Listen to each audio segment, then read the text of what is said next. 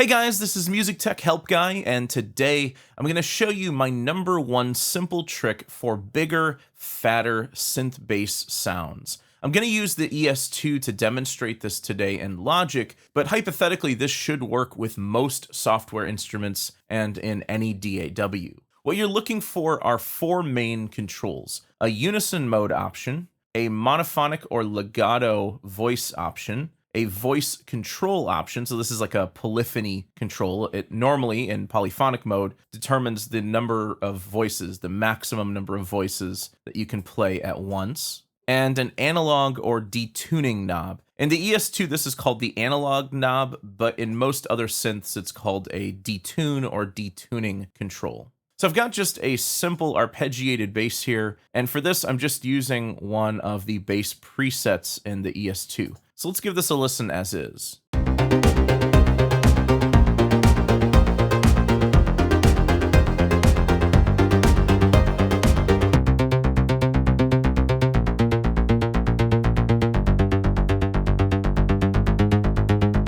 So that sounds pretty nice already as is, but it's just a little too stock sounding for me. Let's fatten it up even more. So what I'm going to do is turn on the unison option. And what unison mode does is it layers up multiple voices in unison, almost like a natural chorus effect. Like if you were to record your voice twice in unison and layer them together for a thicker effect. That's essentially what this does. But this works in tandem with the other 3 controls that I mentioned. So you want to put this in monophonic or legato, which limits you to just one voice at a time. However, when you're in monophonic or legato mode and you roll up the voice count, what you're doing is you're layering up this number of voices in unison. So if I put this on 1, it just sounds like this.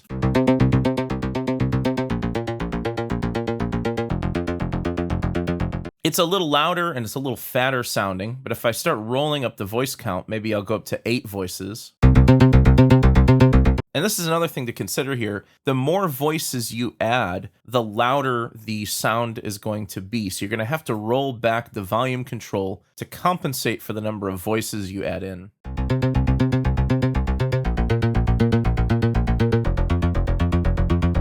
Let's double that to 16.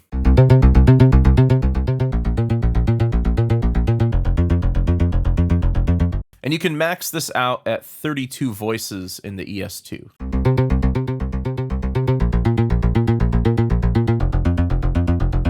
So that's really fat sounding, but it doesn't have any like depth to it. So this is where the analog knob comes in handy, or the detuning knob. What this does is it detunes each of these 32 voices by just a little bit, creating a natural ensemble or chorus effect.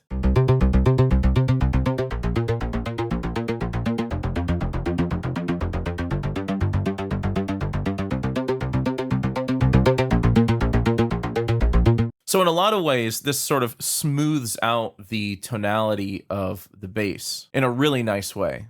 Another control worth playing around with if your instrument has it is the oscillator start option. The ES2 is one of the few synths I've seen that has this sort of control, so just be aware that this is less common to find. But what this does is it determines the phase start point of each oscillator. So when this is set to free, which is the default setting, this means that the start point and the phase of each oscillator is random. So not all of the oscillator voices are going to be perfectly in phase. So this gives you more of this ensemble or chorus effect, especially with the analog knob rolled up.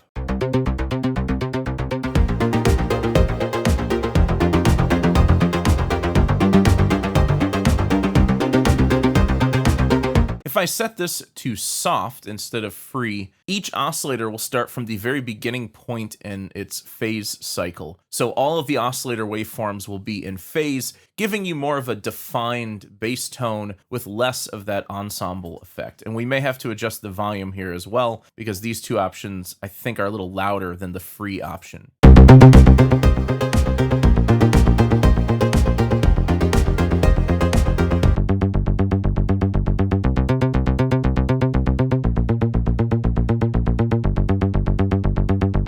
The hard mode is similar to soft in that all of the oscillators are in phase, but it starts each oscillator at the peak point of the cycle of the wave, which results in a more noticeable pop or click in the signal. Sometimes this can be helpful if you want your bass to be more percussive.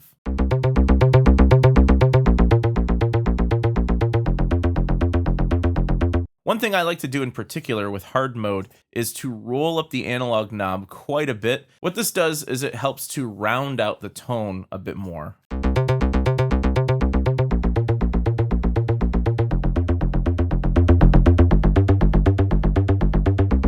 And then lastly, you can roll up any drive, FM settings, distortion settings, anything else you want to do to fatten up the bass, just, normal things. So I like to add the drive and the filter here. I like to add a little bit of FM, and I also like to pull up the sine level, which just sort of layers in a low frequency sine wave.